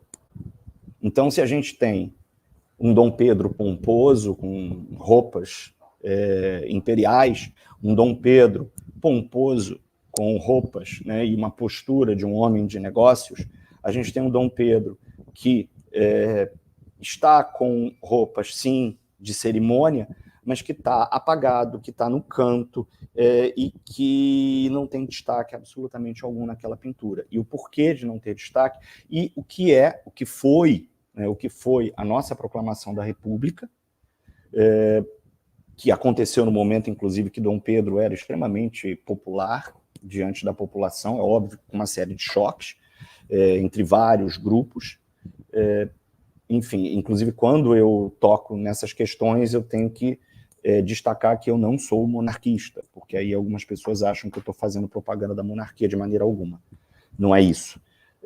Quem trabalha, às vezes, com alguns governantes, como eu já trabalhei com Napoleão III, eu tenho que reafirmar para as pessoas que eu não sou bonapartista, eu só estudo Napoleão III. E no caso aqui, eu, ao falar do Dom Pedro II, eu também tenho que destacar que eu não estou defendendo a volta da monarquia, mas trabalhar como essa imagem é construída e quem constrói essa imagem, né? E o porquê essa imagem é construída, e construída através da roupa, através da aparência. Ao longo desse trajeto, a gente fala sobre gênero, né? Por exemplo, aqui atrás você vai observar, assim que eu termino a parte do Dom João, eu vou aqui para essa imagem, em que a gente tem um primo do Dom Pedro com um vestido. E aí discutir, mas afinal de contas, por que ele usa um vestido? Ele não é uma menina. Eu até paro na frente da legenda e pergunto quem é. E todo mundo fala, não sabe quem é, mas fala, essa menina, uma menina meio careca e tal. Eu falo, não, é um menino, vamos lá. E aí toda uma discussão de roupa e gênero. E o gênero como construção.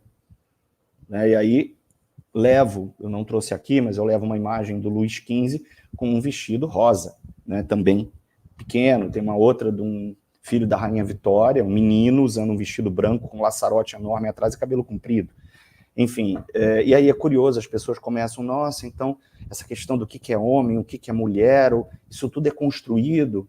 Sim, é construído e pode ser desconstruído, reconstruído, assim como os papéis de homem e mulher no 19, que a gente vai conversar por meio das obras, essa ideia de que a moda ela passa a ser um assunto de mulheres e o trabalho um assunto de homens, o quanto que isso é construído no século XIX, a partir aí de todo um processo que é a Revolução Industrial. A gente passa também sobre indumentária militar, não é o foco da visita, mas a gente tem obras, né, pinturas falando sobre a Guerra do Paraguai e esses trajes que pertencem à Guerra do Paraguai. Então a gente vai falar um pouquinho também sobre isso.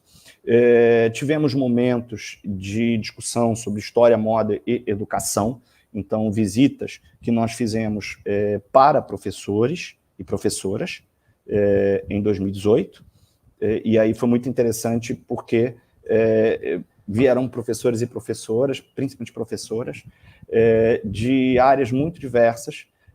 Não veio gente da história, isso foi bem curioso, não tinha ninguém da história, mas eu tinha pessoas da área de moda, inclusive uma pessoa aqui, ela não era da história, ela era formada em moda e estava assumindo uma disciplina de história da moda numa graduação lá no interior de Minas Gerais.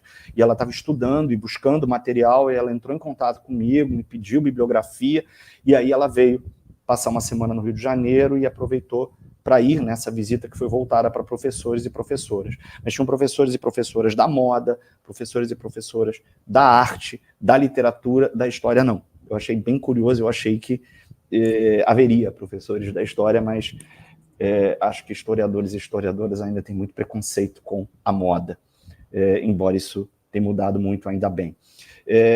Gente, essas visitas fizeram tanto sucesso que em 2018 houve uma exposição sobre Dom João, tá? Era o retrato do rei Dom João no MHN. E justamente na época o diretor do museu, que é o professor Paulo Knaus, que inclusive vai participar aqui do evento do NEME, um historiador assim fantástico, uma pessoa incrível. O Paulo me convidou para fazer uma visita no Bonde da História, que é um evento que eles fazem lá e que ele chamou de Dom João e a Moda. E justamente o Paulo faria, inclusive, essa visita comigo. Seríamos nós dois, só que o Paulo teve algumas questões e que ele não pôde comparecer, e aí duas mediadoras do educativo me acompanharam e nós conduzimos. E foi muito legal, foi uma experiência muito boa, assim, muita gente foi, tanto pessoas que eu já conhecia, que já me acompanhavam, como pessoas novas, que eu não tinha conhecimento e que acabaram, inclusive, passando a me acompanhar né, a me seguir a partir disso. Vocês podem conferir esse artigo meu, ele está disponível online, gente. Esse livro, Lugares e Práticas Historiográficas, se você entrar no site da editora CRV, você baixa esse livro gratuitamente. E nesse livro há um artigo meu com o professor Douglas Libório, que foi um parceiro de trabalho, no qual a gente fala... Leonardo! No qual a gente fala sobre essa experiência de história da moda no Museu Histórico Nacional. Esse artigo é muito legal e meio que faz aí um resumo do que a gente tinha feito até então. E desse artigo, na verdade, agora vão surgir outros artigos e outros desdobramentos do trabalho. Eu passei a fazer também visitas de história da arte, eu trabalho com história da arte, além da história da moda, então eu passei a trabalhar com grupos em exposições, como, por exemplo, aqui o Portinari no CCBB, aí já num pós-pandêmico, e várias outras exposições. E o sucesso assim, do nosso trabalho ele é tão grande que antes da exposição do Portinari acontecer, o CCBB entrou em contato conosco, porque eles me pediram para fazer a capacitação dos mediadores que iriam atuar nessa exposição. O CCBB tem um educativo fortíssimo, e justamente eu fiz o treinamento dos mediadores e eu fui convidado também para fazer um encontro com professores da rede pública do Rio de Janeiro, além de eu organizar os meus grupos.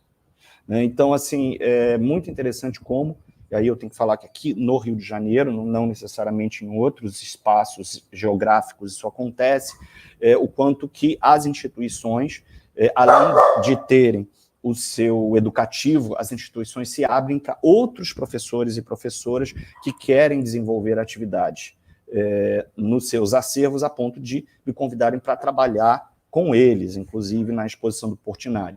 Desenvolvi atividades aí de história da arte na Casa Roberto Marinho, como, por exemplo, aqui uma exposição da Maria Martins e uma exposição sobre alguns artistas modernos brasileiros. Aqui foi a exposição do Miró na Casa Roberto Marinho, que, aliás, eu sou apaixonado pela Casa Roberto Marinho, é um espaço fantástico de arte moderna e contemporânea, assim, um dos melhores que a gente tem no Brasil. E, bem, trazendo para vocês o Moda e Arte, agora já me encaminhando aí para falar um pouquinho só, enfim, sobre a questão da internet e fechar a conferência. Esse meu trabalho nos museus ele não é um trabalho de museologia, eu não sou museólogo, não tenho pretensão de trabalhar com museologia da moda, mas, na verdade, também não é sobre acervo de indumentária. É, na verdade, como pensar o espaço museal para divulgar os conhecimentos de história da moda e da arte para um público que não é formado em moda, não é formado em arte, e poder contribuir para a formação da consciência histórica dessas pessoas. Né? Então, é um trabalho que não é de museologia, não tenho essa pretensão, e acho fantástico todo o trabalho da museologia da moda, e é uma área também muito interdisciplinar, né? Mas assim, não é isso que eu estou fazendo. Eu estou fazendo uma outra coisa, e que é justamente a prática do educador com a história pública. Um outro viés do meu trabalho, e eu não vou aprofundar, eu só vou passar, tá, e citar, é nas redes sociais, que justamente eu tenho um Instagram que é muito atuante, em que eu levo conteúdos de moda, história, arte, falo também um pouquinho sobre cinema, de uma forma que ela pode parecer inicialmente até despretensiosa, mas ela tem um objetivo aí, digamos, como um educador que sou, né? Então esse é meu perfil, e a gente vai encontrar outros perfis, por exemplo, esse perfil do grupo de pesquisa em História e Cultura de Moda da Federal Juiz de Fora, que é coordenado pela professora Maria Cláudia Bonadio, é um perfil genial para se olhar as questões de história da moda, né? E a Maria Cláudia, inclusive, organizou, né, esse livro, que tem previsão de lançamento aí, a princípio, ainda para 2023, que é o Pílulas de História da Moda, pela Alameda, né, que tem a Joana Monteleone, que faz parte do NEM, inclusive, né, que atua na editora, e esse livro vai ser justamente vai ser em verbetes produzidos para esse Instagram. Inclusive, eu tenho 2 verbetes que eu produzi em parceria com uma colega, uma amiga, né, uma colega de trabalho, uma parceira de trabalho, que desenvolve atividades comigo, que é a Joyce. E nós temos inúmeros, aqui eu estou dando exemplos, nós temos os perfis de moda da Federal do Rio Grande do Sul, que é o Arte e Moda, o Lab Mais, que é da UDESC, que não é exatamente de história da moda, mas é de divulgação das pesquisas de moda, é um perfil muito interessante.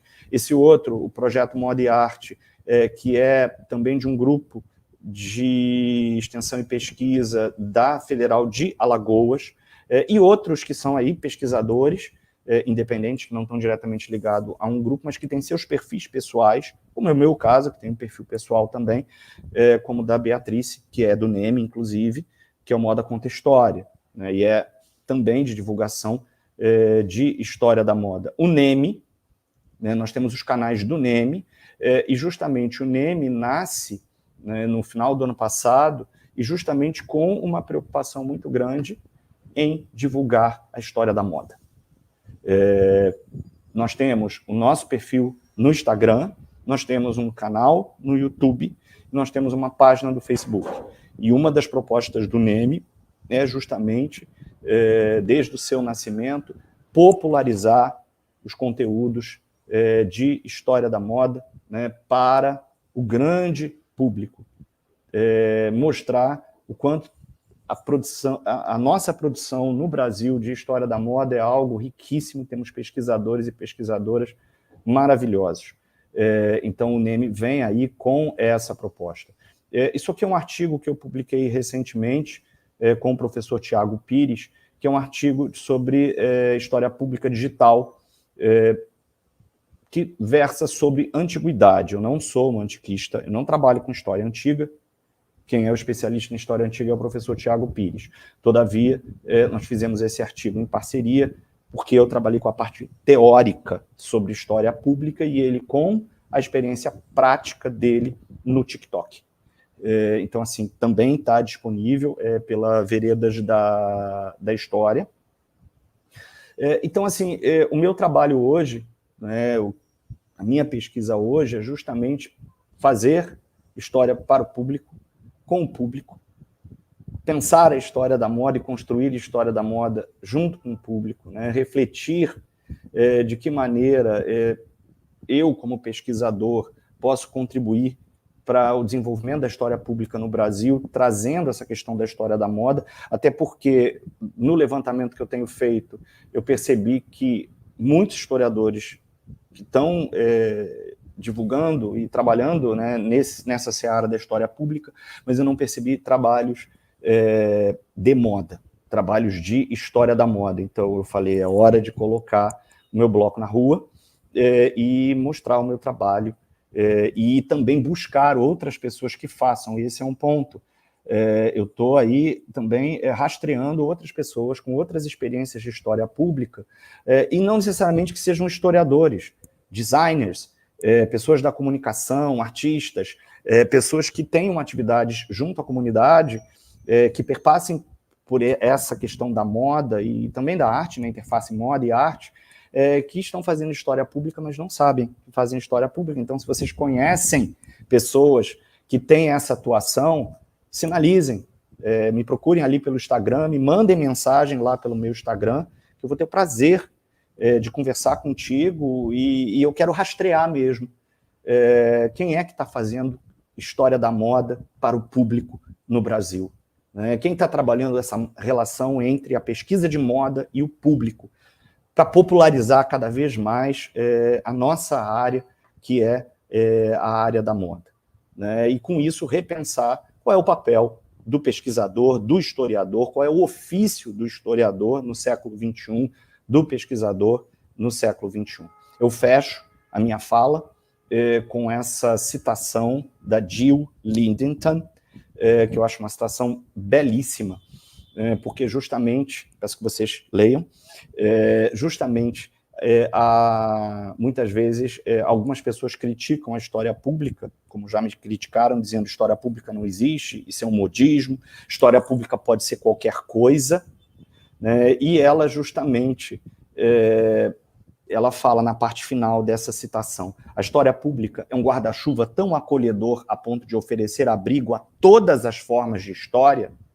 A resposta provavelmente é um generoso sim. Deixai que 1000 flores desabrochem.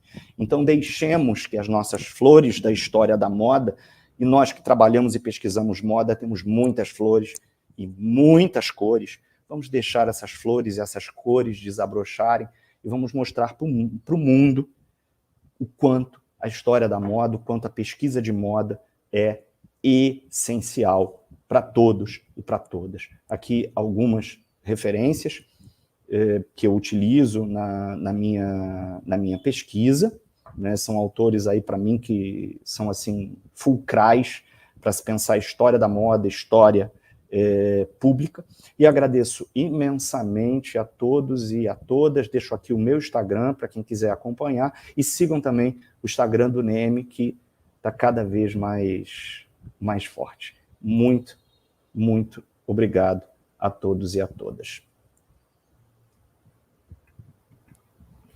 Paulo, maravilhosa conferência, né? Já sabia disso, como sempre no show, né? Acho que você toca aqui, né? Sua conferência é perfeita aqui para abrir o seminário, né? Você toca nos pontos centrais aqui, inclusive da proposta, né, do NEM, né, que é a divulgação desse conhecimento científico para fora da academia, claro, nós dialogando assim entre pesquisadores, né, mas levando essas reflexões que são feitas na academia para o público, e aí a gente faz isso principalmente por meio das redes sociais, né, que é o nosso caminho hoje mais viável, né, enfim, mais utilizado. E aí tem o Instagram do NEM, você já publicou, né, aí, mas Paula pode botar também o Instagram do NEM, o ERJ, né, o nosso YouTube, que a gente faz justamente isso, e como você já falou, também pesquisadores do NEM têm também seus canais, né, e fazem também essa divulgação científica, que é tão importante, né, porque justamente como você colocou, né, tornar esse conhecimento científico à disposição do público é fundamental, porque quem está na academia, né, tem instrumentos, né, enfim, por meio da sua formação, especialmente eu sempre cito, né, a questão da metodologia de pesquisa, né, que é uma coisa importante para a gente trazer, né, um conhecimento significativo, efetivamente, para as pessoas, né, numa linguagem, né, que não seja efetivamente a linguagem da academia, mas que é um conhecimento significativo porque é embasado em pesquisa, em metodologia, né? Então não é um colecionismo de informações, mas sim, né, a possibilidade de produzir uma reflexão de fato, né, sobre esses temas, né? E aí aproveito para fazer propaganda também, né? No canal do YouTube do NEM, né, a gente começa a postar, tem alguns vídeos lá já meus, né, onde a gente reflete sobre o que é a moda, né, o que isso pode trazer para a gente compreender o que é a moda, por exemplo, o conceito de moda, como se estuda a moda. Então, isso também é parte dessa divulgação científica para além, né, dos temas, né, a moda do século XIX, enfim, que a gente possa abordar. E eu só mencionei essa questão da metodologia, né, e do trabalho acadêmico, porque, como você mesmo mencionou, né, o que a gente tem muitas vezes, infelizmente, nas redes é a produção de discursos de ódio, né, informações que não têm, pretensamente científicas, que não têm qualquer embasamento na realidade, né, que tem motivações outras, né, e as pessoas têm, às vezes, dificuldade de separar, né, o joio do trigo. Por isso, a importância da divulgação científica, que a academia ocupa esse espaço para mostrar o que é efetivamente pesquisa científica, né, e trazer efetivamente um conhecimento que seja relevante. E aí, como você falou, a moda e a moda indumentária, né? E aí não vou entrar nessa questão, tem um vídeo que explica isso, né? Essa é uma reflexão que eu gosto muito de fazer, e tem o meu vídeo lá no canal do NEM no YouTube para falar um pouco do que significam esses conceitos, né? Mas é um instrumento potente, né? Pensar a moda, pensar a indumentária é um instrumento potente para essa reflexão da realidade, né? Justamente a moda que é muitas vezes vista como artificial, alguma coisa efêmera, né? De vaidade, e ela, na verdade, é uma porta, de entrada para a reflexão, né, social, política, econômica, cultural, e a gente, quando não faz isso, né, e até né, essa resistência que você mencionou às vezes da academia, que havia muito no passado, né, vai desprezar, né, esse espaço de conhecimento. Então, a gente está aqui também no NEM, né, e os pesquisadores fazendo isso. Agora, só um comentário, não estou fazendo perguntas, estou fazendo aqui comentários, depois eu vou botar aqui algumas perguntas. Aí você toca no meu ponto de estudo, né, Paulo? Adorei as imagens de Dom João, Dom Pedro, tudo que eu trabalho, né? E aí, aquelas imagens, enfim, que eu também já analisei, assim, você, obviamente, com o seu trabalho em museus, e aí não era o trabalho que eu fiz, né, enfim, quem tiver interesse tem o livro, o Símbolo Indumentário, que eu escrevi sobre o período da transferência da corte, mas aí pensar justamente a vestimenta ali como um instrumento de reflexão sobre o político, por exemplo, né? Afinal de contas, é a transferência da corte, a nobreza, o que tem a ver a roupa de corte com o sistema político, o sistema monárquico, o modelo social hierárquico do antigo regime, né? Então, quer dizer, a roupa aí dando acesso a essas reflexões. Então, enfim, são comentários gerais só para, na verdade, reforçar, destacar algumas coisas assim da sua fala que foi ótima e que abriu muitos caminhos aí, com certeza, tá? Eu vou colocar aqui, a gente tem aqui 2 perguntinhas, tá, Paulo? Aí você fica à vontade, a gente só tenta, vamos tentar assim, amarrar para a gente não estourar o nosso tempo, tá? A Gigi Leal pergunta: história pública está muito próxima dos debates de história do tempo presente, né? Percebo que há uma resistência muito grande da historiografia tradicional em legitimar esse debate. Então, tem essa pergunta, e eu acho que eu faço a próxima, você responde essa e eu faço. Posso fazer a próxima? Tá. E o Manuel Assu pergunta: como a história pública pode contribuir na construção teórica da moda decolonial? É isso. Tá, ok. Bem, obrigado, Camila, obrigado mesmo aí pelos teus comentários. Agradeço imensamente a todas e todos que estão nos assistindo. Já apareceram para mim aqui alguns comentários. Eu não estou nesse momento no YouTube, né? Eu sei que estão todos no YouTube, só que eu, Camila, estamos numa outra salinha, mas a Paula, que está fazendo a nossa parte operacional, colocou aqui alguns comentários que estavam no YouTube, de algumas pessoas que eu conheço, outras pessoas que eu não conheço. Muito obrigado a vocês, todas e todos, pelos comentários. Estou muito feliz com a presença de vocês aqui. Agradeço imensamente a Camila. E até antes de responder aí essas 2 questões, foi interessante quando eu estava preparando, né, essa apresentação, que dialoga com algumas outras apresentações que eu fiz anteriormente, só que eu fiz apresentações menores, né, apresentações de comunicação de 15, 20 minutos, e hoje aqui uma conferência que durou 1h20. Né, então eu fui trazendo uma série de elementos que eu já tinha trabalhado com outras experiências nos museus.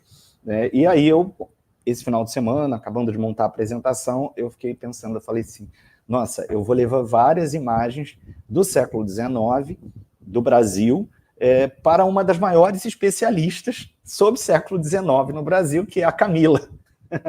Eu falei, então é uma grande responsabilidade. E fico muito feliz, Camila, que você tenha gostado aí da apresentação, e essas imagens, elas são, com certeza, aí muito familiares, né? Para você, por um outro caminho, né? Mas que acaba se juntando, que é a história da moda. E também, pegando aí a fala da Camila, a gente passa, né, com essas questões dos discursos de ódio, das fake news, das chamadas pós-verdades, etc., a gente passa aí por uma desvalorização muito grande do conhecimento. Nós que somos pesquisadores, professores, professoras, nós somos muito, infelizmente, muito atacados por muitas pessoas e que desvalorizam a pesquisa, né, que desvalorizam o conhecimento produzido por meio da pesquisa. Então, a história pública, ela tem um papel aí muito importante para que as pessoas possam entender a importância do conhecimento produzido na universidade, e que esse conhecimento ele tem que realmente ser colocado para fora dos muros da universidade.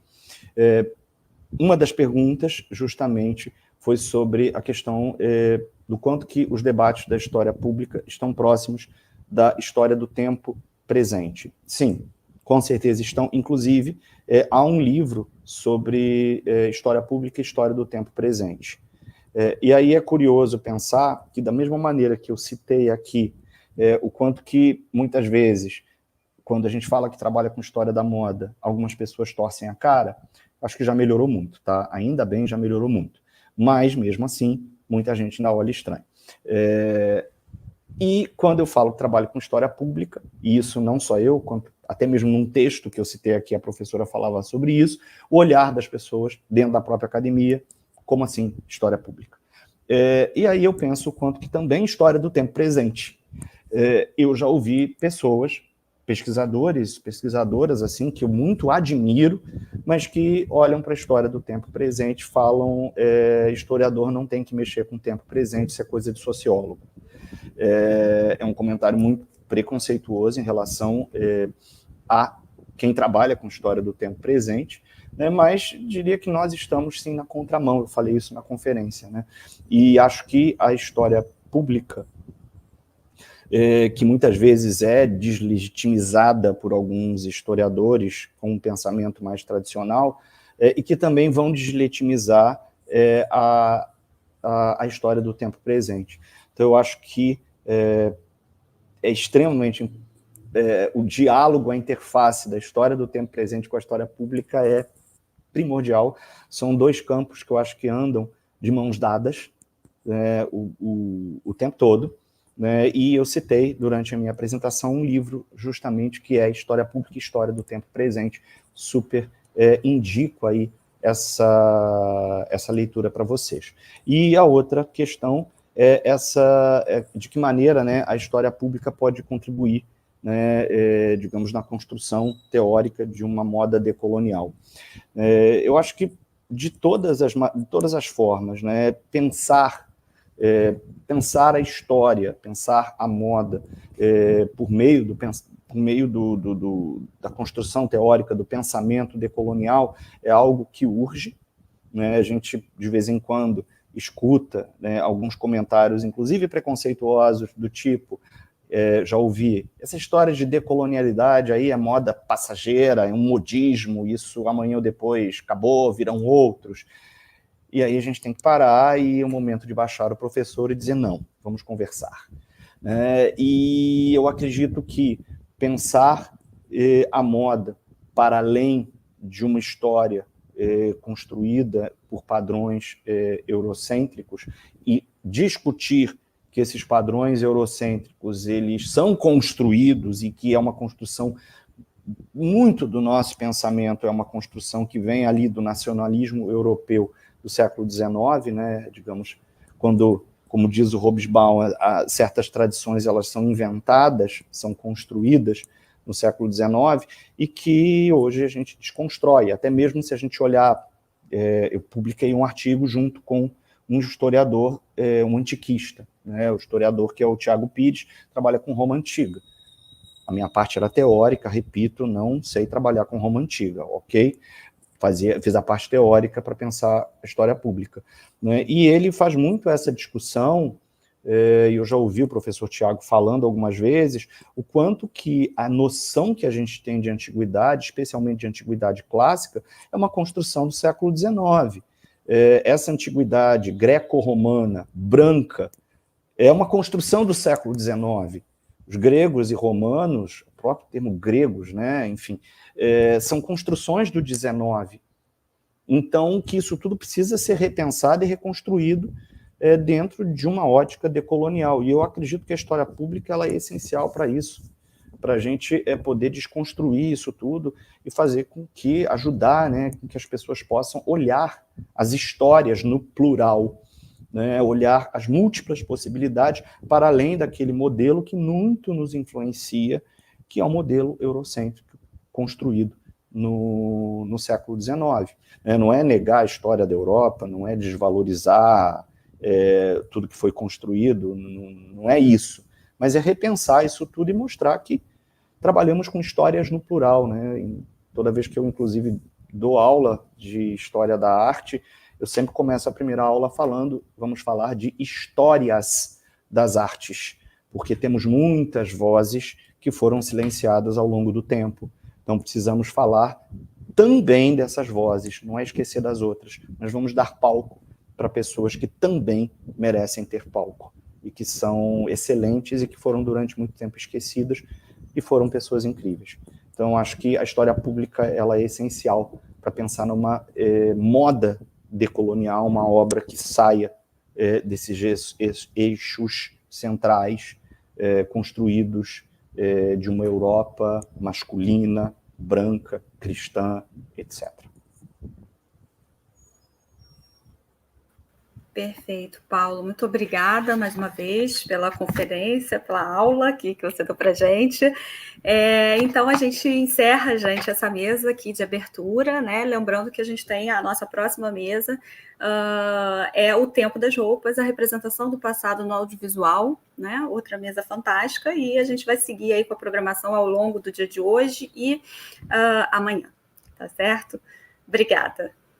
A mesa, qual é o horário? É 1 hora, Camila? 1 hora. 1 hora. 1 hora, então a gente tem uma pausa agora para o almoço e 1 hora a gente aguarda vocês na mesa de moda e audiovisual.